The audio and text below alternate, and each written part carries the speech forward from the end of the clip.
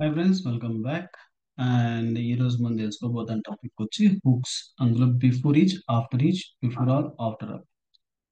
ఎందుకోసం హుక్స్ వాడతాం అనేది తెలుసుకోవాలి ఫస్ట్. ఓకే, హుక్స్ లో ఈ 4 రకాలు ఉంటాయి.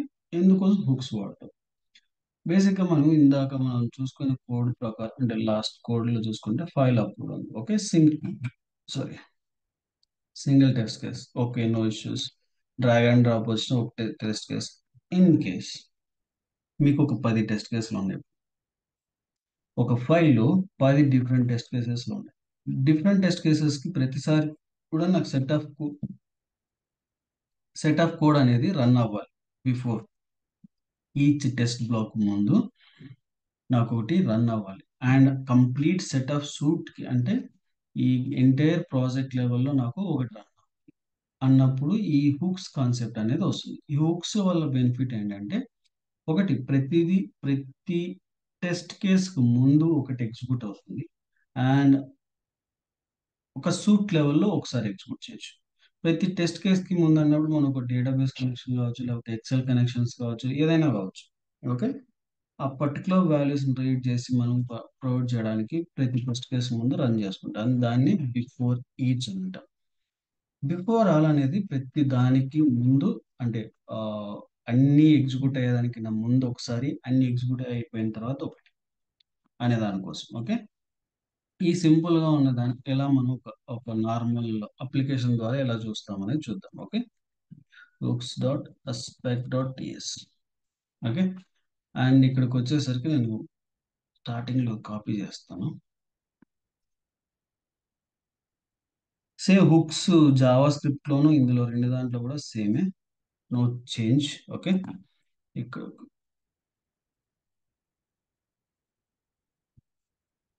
హుక్స్ 1. ఓకే, హుక్స్ 1 అని పెడతాను. అండ్ కాపీ చేద్దాం ఇది. Hooks 2 and hooks 3. ఓకే, ఒక 3 తీసుకుందాం. ఓకే, నేను వేరే ఎటువంటి, అంటే ఆ, మొత్తం కంప్లీట్ గా కాకుండా జస్ట్ నేను ఏం చేస్తానంటే కన్సోల్లో ప్రింట్ చేస్తాను. ఓకే, మళ్ళీ లాగిన్ అవన్నీ చూసంటే ఎక్కువ టైం తీసుకుంటుంది. అందుకోసం నేను ఏం చేస్తాను అంటే జస్ట్ ప్రింట్ చేయడం కోసం అంతే. ఓకే, ఇదైతే మనకు ఈజీగా కంప్లీట్ చేసుకోవచ్చు. అదే సేమ్ ఫార్మాట్ మీ కోడ్ వాడుకుంటారు, అంతే మించి ఏం లేదు. ఓకే, ఇప్పుడు అండ్ ఇక్కడ 3. మన ఎన్ని హుక్స్ ఉన్నాయో, 2 type of hooks, one before and after. Correct. And before each and before. Okay,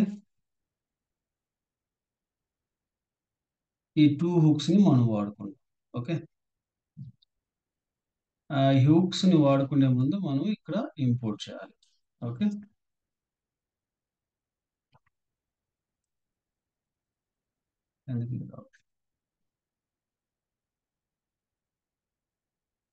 before each,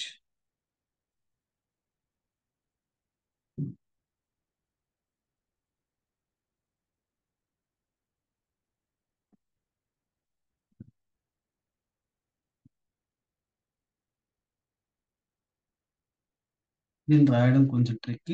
నేను సైప్రస్ లో దాన్ని బేస్ చేసుకుని రాస్తాను, సారీ. టెస్ట్ డాట్, ఇక్కడ చూసుకుంటే after all, after each. Okay, before all, before each. Okay, మనం ఎప్పుడైనా కానీ టెస్ట్ డాట్ ఆ హుక్ ని కాల్ చేసుకోవాలి. నేను ఎక్కువ సైప్రస్ లో ఉండడం వల్ల సైప్రస్ ది ఎక్కువ క్రియేట్ చేస్తాను. Okay, sorry. And function, and this is the before each అన్నమాట. ఓకే, అండ్ ఆఫ్టర్ ఈచ్ కూడా dot after each, similar format of coding. Okay, sync function and then creation. First before each చూద్దాం, then after that మనము దీన్ని కూడా చూద్దాం, after all కూడా చూద్దాం. Okay, before each function. Okay, and copy చేస్తాను and paste చేద్దాం ఇక్కడ. ఇక్కడ after each test case time. Okay, and ఈ పర్టికులర్ దాన్ని మనం రన్ చేసి ఇక్కడ కన్సోల్లో మనకి ఎలా ప్రింట్ అవుతుందో చూద్దాం. Okay, hooks dot spec dot TS నేను పైకి తీసుకెళ్తాం మీకు కనపడడం కోసం. అండ్ ఇక్కడ చూడండి మనకు ఎగ్జిక్యూషన్ అనేది అయ్యింది. అండ్ ఇక్కడ నుంచి చూసుకుంటే three different kind of sets. Okay, copy and I'm pasting here. మనకు చూడండి ఫస్ట్ వచ్చి హుక్ వన్. హుక్ వన్ లో ఏం జరిగింది, before each function and hook one and after each. And test case 2 లో కూడా వచ్చినప్పుడు before each function after and hook to is called and similar format మనకి థర్డ్ కేస్ లో కూడా సేమ్ ఫార్మాట్ అయ్యింది. ఓకే, ఇది sir first case. And before each అనేది ప్రతి టెస్ట్ కేస్ ఫంక్షన్స్ లోనూ వర్క్ అవుతుంది. ఓకే, దెన్ మనకున్నది ఇంకొకటి ఏంటంటే after, right, before and after. And మనకు before all, after all, and before all. And మనకి ఇక్కడికి వచ్చేసరికి సారీ అసైన్ అండ్ ఫంక్షన్.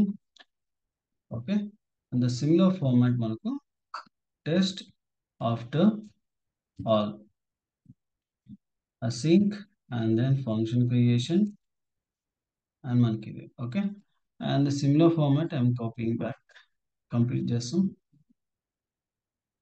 ఇది ఆఫ్టర్ ఆల్, ఇది బిఫోర్ ఆల్ ఫంక్షన్. ఓకే, ఇది before all and after all. Okay, again మళ్ళీ run చేద్దాం.